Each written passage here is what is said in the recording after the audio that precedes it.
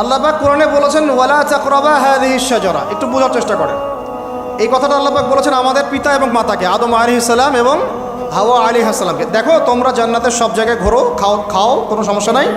ওয়ালা তাকরাবা হাযিহিশ শাজারা, এই গাছে উঠবা না কথাটা এমন না, এই গাছের পাতা ধরবা না কথাটা এমন না, এই গাছের ফল টান দিও না কথাটা এমন না, এই গাছের ছায়ায় বসিও না কথাটা এমন না। আল্লাহ পাক বলছে ওয়ালা তাকরাবা, এই গাছের কাছেও, আরো জোরে বলেন, এই গাছের কাছেও যেও না। ফল খাওয়া তো দূরের কথা, গাছে উঠা তো দূরের কথা, গাছের নিচে বসা তো দূরের কথা, কাছেও সেম কথা আল্লাহ পাক সূরা বনী ইসরাঈলের মধ্যে বলছেন ওয়ালা তাকরাবুজ জিনা, তোমরা জেনার কাছেও।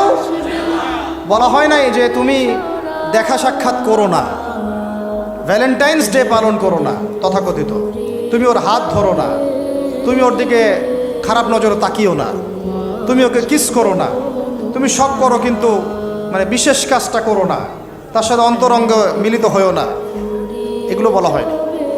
কি বলা হচ্ছে? ওর কাছেও। আর আমরা এখন কাছে যেও না আল্লাহ কোরআনে বলেছেন, আর সমাজ বলতেছে এটাই হলো কাছে আসার গল্প।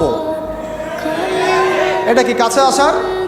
তাহলে কোরআন একদিকে যাচ্ছে, সুন্নাহ একদিকে যাচ্ছে, আপনার ইসলাম একদিকে যাচ্ছে, আল্লাহ একদিকে, রাসূল একদিকে, সমাজ। তাহলে নিঃসন্দেহে এই সমাজের উপর আল্লাহর বরকত নাজিল হবে, আল্লাহর রহমত আসবে।